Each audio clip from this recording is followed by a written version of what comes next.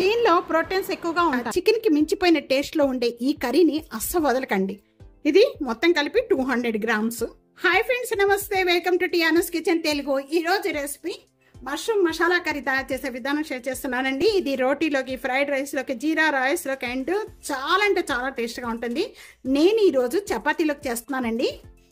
చాలా టేస్ట్గా ఉంటుంది. అట్లా వేసేసుకొని ఒక 3-4 టైమ్స్ వరకు కూడా బాగా క్లీన్ చేసుకోవాలి. ఈ పైన మష్రూమ్కి మనకి క్లీన్ చేసుకునేటప్పుడు పైన ఇలాగ పొరలాగా ఉంటుంది. చూస్తున్నారు కదా ఎలా వచ్చేస్తుందో. ఈ పొర అనేది తీసేసుకోవాలి. ఈ 4 టైమ్స్ వరకు కూడా బాగా క్లీన్ చేసుకునే ఈ మష్రూమ్ని మొత్తం కూడా ఒక 4 పార్ట్స్గా లేకపోతే 2 పార్ట్స్గా ఇలా కట్ చేసేసుకోండి. ఇలా కట్ చేసేసుకోండి. అన్ని ఇవ్వకుండా ఈ రెసిపీ ఇదే విధంగా ట్రై చేయండి. ట్రై చేసి ఎలా ఉందనేది నాకు కామెంట్స్లో తెలియజేయండి ఫ్రెండ్స్. మీరు ఎంతమంది ఈ మష్రూమ్ కర్రీ ఎక్కువగా లైక్ చేస్తారనేది నా కామెంట్స్తో తెలియజేయండి. మా ఇంట్లో మాత్రం అందరూ కూడా లైక్ చేస్తారు. చాలా టేస్ట్గా ఉంటుంది. ఇది చేసుకునేటప్పుడల్లా రోటీ మాత్రం తప్పకుండా కంపల్సరీగా చేస్తుంటామండి. రోటీలోకి చాలా బాగుంటుంది. రోటీకి 2 టైమ్స్ అన్న తీసుకోండి. మ్యాక్సిమం 2 టైమ్స్ అన్న తీసుకుంటే చాలా మంచిది. నార్త్ సైడ్ ఈ కర్రీ అనేది చాలా ఎక్కువగా తీసుకుంటూ ఉంటారండి మన సౌత్ కంటే.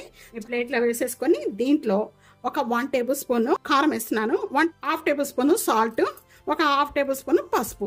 ఈ మష్రూమ్కి ఇవంతా కూడా బాగా పట్టించేసేయండి. దీన్ని సైడ్ పెట్టేసుకోండి. ఈ మష్రూమ్ కర్రీలో మసాలా తయారు చేసుకుందాం. మసాలా తయారు చేసుకోవడానికి నేను ఇక్కడ ఒక 5 టేబుల్ స్పూన్ ఆయిల్ వేస్తున్నాను. 3 ఆనియన్స్ ఇలా లాంగ్ గా కట్ చేసుకోండి. దీంట్లో ఒక హాఫ్ అనేది మసాలాకి తయారు చేసుకుందాము. మంచి కలర్ వచ్చేంత వరకు కూడా వేయించుకోవాలి. ఆనియన్ కూడా కర్రీ తయారు చేసుకోవడానికి సైడ్ పెట్టేసుకోండి.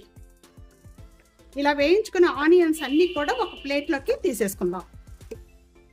ఇదిగోండి ఇలా వేయించుకోవాలి. ఆనియన్స్, 2 పచ్చిమిర్చి, 4 లేక 5 అల్లం ముక్కలు, వెల్లుల్లిపాయ రెబ్బలు ఒక 5 లేక 6, ఇవన్నీ కూడా వేయించుకోవాలి.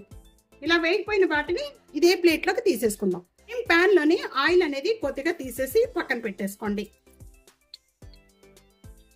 ఈ ఆయిల్లోని ఒక 2 మీడియం సైజు టమాటా, ఈ టమాటాలో పచ్చి స్మెల్ పోయేంత వరకు కూడా వేయించుకోండి.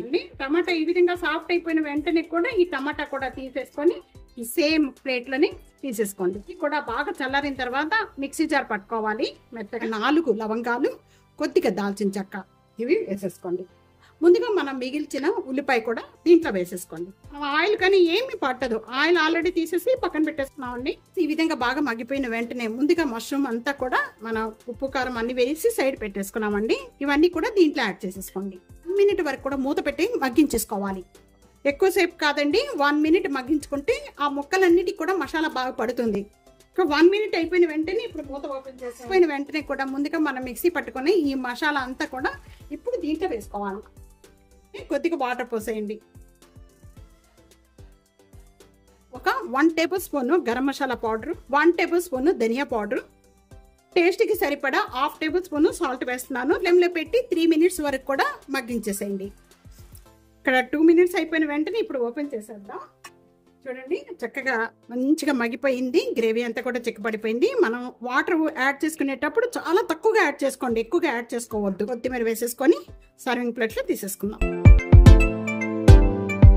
ఈ రెసిపీ ఇదే విధంగా తప్పకుండా ట్రై చేసి మీకు ఎలా ఉందనేది కామెంట్స్లో తెలియచేయండి. వీడియో 4కి షేర్ చేయండి, లైక్ చేయండి. టియానస్ కిచెన్ సబ్స్క్రైబ్ చేసుకోవడం అస్సలు మర్చిపోదు friends. Thank you for watching.